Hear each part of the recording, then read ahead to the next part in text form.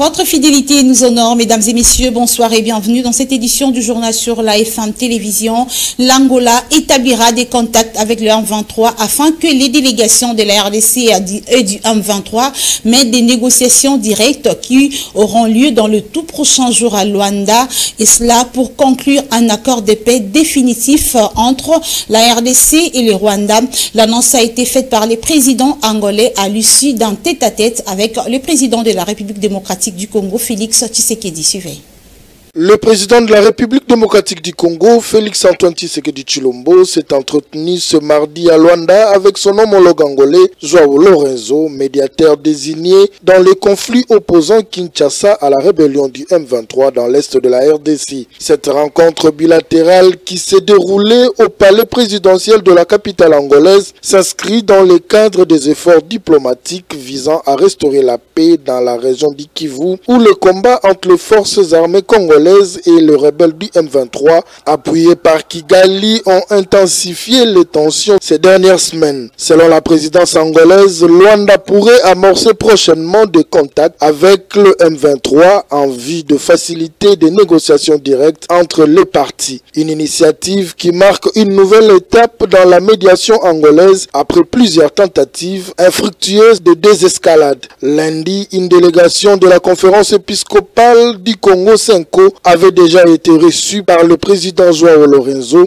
signe d'une intensification des consultations diplomatiques autour de cette crise. Cette annonce intervient alors que la communauté de développement de l'Afrique australe SADC prévoit un sommet extraordinaire par visioconférence le 13 mars prochain consacré à la situation sécuritaire en RDC. La RDC qui accuse le Rwanda de soutenir le M23 s'est jusqu'ici montrée réticente à négocier directement avec le groupe rebelle, exigeant son retrait total des zones occupées. Et au cours du briefing de presse tenu ce mercredi, le ministre de la Communication et Médias, Patrick Muyaya, a appelé la population à la patience face à ce projet du dialogue initié par le président angolais Joao Lorenzo entre Kinshasa et le M23 pour une paix durable dans la partie est de la République démocratique du Congo. Suivez. Lentement et sûrement, la République démocratique du Congo avance vers un dialogue avec le M23. Résolution qui ressort après la rencontre du président de la République Félix Antoine Tshisekedi et le président angolais Joao Lorenzo ce mardi 11 mars à Luanda. Une rencontre est prévue dans les jours qui viennent entre les deux parties sous la médiation angolaise. Interrogé à ce sujet lors d'un briefing, le porte-parole du gouvernement a apaisé la population congolaise et leur a demandé de prendre leur mal à patience. Car au moment voulu, tout sera mis en place pour que tout Congolais comprenne de quoi il s'agit-il. Ce qu'il faut savoir et ce que je peux en dire pour le moment, c'est que le président angolais avait une responsabilité dans le cadre de la résolution 2773. Pour ceux qui n'ont pas lu, je souhaiterais que les gens lisent, parce que c'est lui qui est le médiateur principal dans le cadre du processus de Luanda.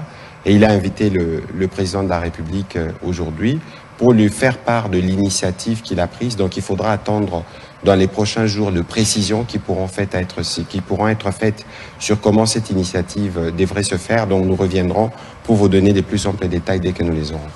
Alors que cette guerre a fait plus de 3 décennies et a causé plusieurs pertes en vies humaines, environ 12 millions de morts et 7 millions de déplacés internes et externes. Les soucis de tout Congolais et cette guerre touchent à sa fin. Autre chose à présent, les différents rapports des travaux examinés au cours de la session de janvier 2025 seront validés au cours de la session extraordinaire qui sera convoquée incessamment. L'annonce a été faite par le président de la Commission nationale des droits de l'homme RDC lors de la cérémonie de clôture de la session ordinaire de janvier 2025. Précision dans ce reportage réalisé par Ruth Dinonzei. Cette session ordinaire qui se clôture en séjour a examiné plusieurs matières sur la situation des droits de l'homme en République démocratique du Congo, dont la validation de ces travaux auront lieu à la session extraordinaire qui sera convoquée. Je tiens ici à féliciter à haute voix les membres de la dite commission. En ce qui concerne les 2 autres rapports, la commission conserve continue à travailler car, vite à une certaine difficulté l'ordre matériel et fonctionnel. Il y a des plénières de lever une option pour que le travail de cette commission soit clôturé. Le président de la CNDH, Paul Sapou Moukoulou, a beaucoup plus martelé sur les conditions dont s'est déroulée cette session de janvier marquée par la recrudescence des cas de violation des droits de l'homme, fruit de l'agression par l'armée rwandaise en République démocratique du Congo et ses supplétifs du M23 AFC. Cette situation nous a imposé un rythme de travail pour que la CNDH soit présente sur le terrain afin d'apporter sa pierre de contribution au processus du retour de la paix effective en RDC. Le numéro 1 de la CNDH RDC, Paul Sapou Moukoulou, a également rappelé la participation de la CNDH RDC à l'ouverture du procès de la RDC contre le Rwanda à la Cour africaine des droits de l'homme et le peuple à Arusha en Tanzanie du 25 au 26 février 2025 avant d'insister sur les travaux de l'atelier stratégique régional des représentants des institutions nationales de la SADC et ceux de l'EAC ainsi que des organisations de la société civile tenues à Kinshasa dans le but de contribuer au retour de la paix, toujours dans la partie est de la République démocratique du Congo. Recherche de la paix en RDC, la plateforme des confessions religieuses de la République démocratique du Congo a annoncé la mise en place de son projet intitulé Initiation interconfessionnelle pour la paix et la cohésion nationale en RDC. C'était à l'issue d'une plénière tenue à Fleuve Congo, hôtel où cette organisation a examiné sa feuille de route mise en place pour contribuer au retour de la paix dans la partie est de la République démocratique du Congo. Suivez à ce sujet le président de la plateforme des confessions religieuses, l'archevêque président Ejibaya Mampia, dans ses propos recueillis par Ruth Dinanzei et Enoch Mafouka. Nous annonçons que la plateforme des confessions religieuses a une initiative à proposer à la nation. Elle s'intitule Initiative confessionnelle pour la paix et la réconciliation en République démocratique du Congo. Partant de là, nous annonçons à notre population, à l'opinion nationale et internationale, que cette initiative est inclusive. Cette initiative est acceptée par tout le monde. Et nous disons, c'est le moment pour la paix, c'est le moment pour la réconciliation. Ainsi dit, nous ne sommes pas partie prenante des autres initiatives qui peuvent être sur terrain, mais nous avons la nôtre que nous offrons à la population et c'est pour la paix que la guerre cesse, c'est pour la réconciliation que le peuple se mette ensemble pour la cohésion nationale. Aujourd'hui, c'était l'annonce, tandis que d'ici la semaine prochaine, lors du point de presse que nous allons pouvoir animer, nous mettrons tous les détails qui permettront que les gens comprennent en quoi notre initiative est différente des autres qui peuvent être animés par d'autres religieux. Voilà un peu ce que nous pouvons dire. Donc, les détails lors de notre point de presse qui interviendra en début de la semaine prochaine. Le message, c'est de dire, c'est le temps pour la paix, c'est le temps pour la réconciliation. Ceux qui sont à Goma, ceux qui sont à Bukavu, ceux qui sont partout ailleurs, nous sommes de cœur avec vous. Nous disons, nous, comme confession religieuse, nous voulons que la guerre s'arrête. Nous, comme confession religieuse, nous voulons que le peuple congolais, les Congolaises et les Congolais, soient ensemble pour construire notre démocratie, soient ensemble pour avoir un Congo fort et uni, où Mouswahili, Mukongo, Muluba, Mungala se sentent partout en République démocratique du Congo qu'il est chez soi. Voilà, c'est le moment de cesser des divisions, c'est le moment d'abandonner les querelles inutiles et de se mettre ensemble pour défendre notre patrie, défendre l'intégrité territoriale de la République démocratique du Congo. L'administrateur Oscar Asanka n'a pas convaincu devant les élus communaux de la commune de Kinshasa. Voilà pourquoi il est destitué avec son équipe en ce jour. Affirmation faite par le président des conseillers communaux et l'un des conseillers communaux de la commune de Kinshasa. Suivez tour à tour Badipambu Kapajika et Guy André Chimanga Lutumba au micro de Jansi Elengue plutôt, François Tamina et Israël Kimasi.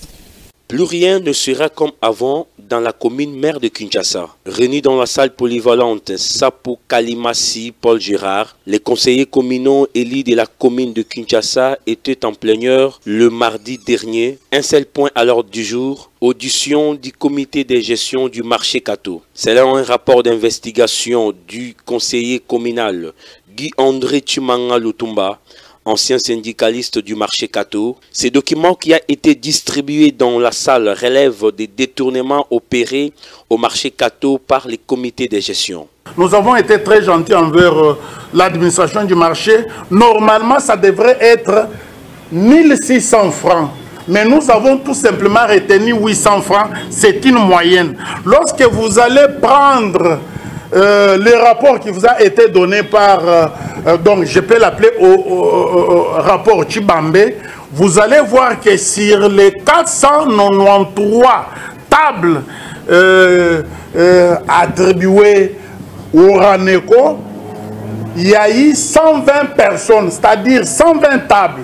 Alors si on peut faire seulement ces petits calculs-là, vous allez voir qu'en moyenne, c'est 4 tickets par table. Mais nous, parce que nous avions vu que c'était du mensonge, les percepteurs qui sont dans la salle ne peuvent pas nous contredire, à moins que ce soit peut-être la complicité. Pour l'administrateur du marché Kato, Oscar Asenga, il s'agit d'un acharnement personnel et pour lui, il n'y a jamais eu un quelconque détournement.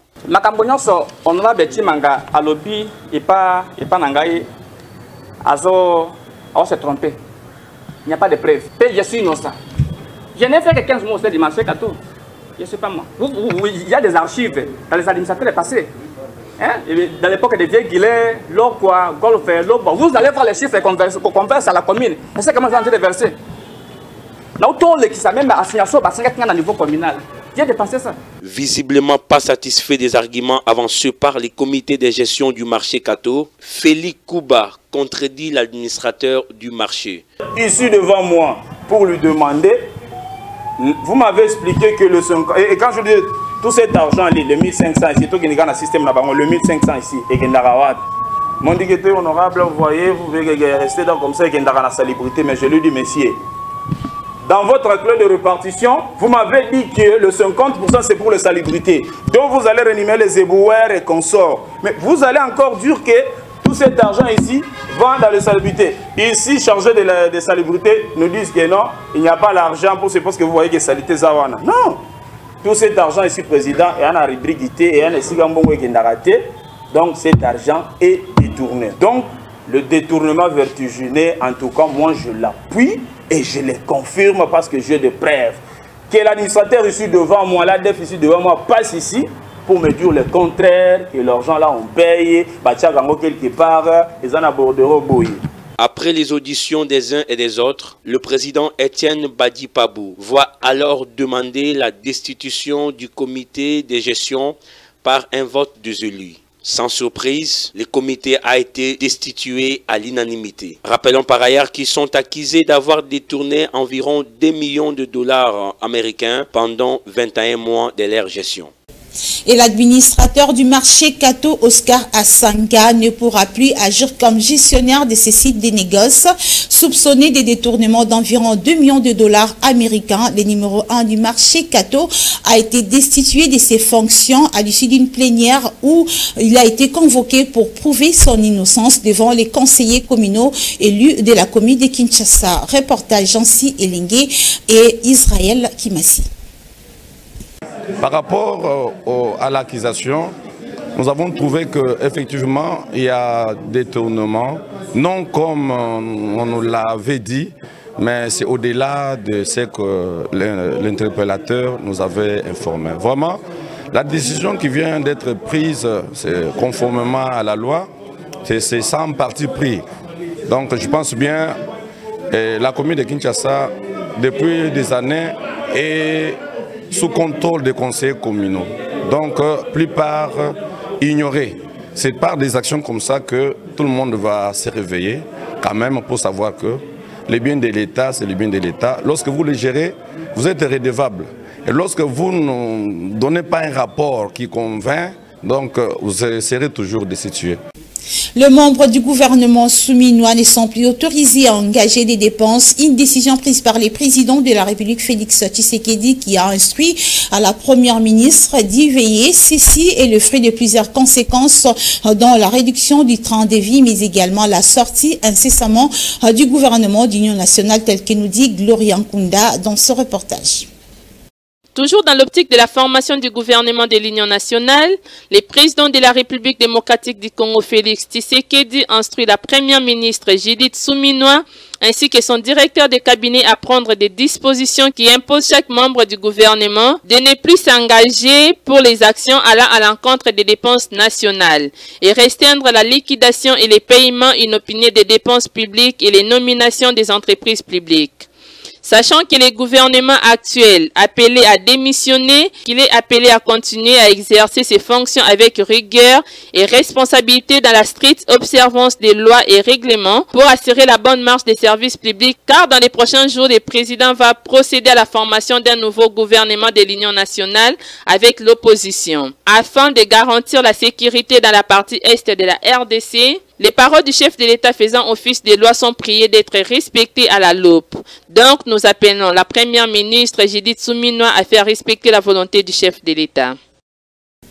Un mot sur la santé. Les patients et personnels de l'hôpital général de référence de Kinkanda à Matadi, nous sommes là dans le Congo central, sont privés d'eau potable depuis plusieurs jours. Une situation qui handicape le bon fonctionnement de cet établissement sanitaire, d'où ces cris de détresse de l'administrateur pour une desserte urgente de cette énergie hydrique au sein de cet hôpital. Plus de précisions, suivez ce reportage.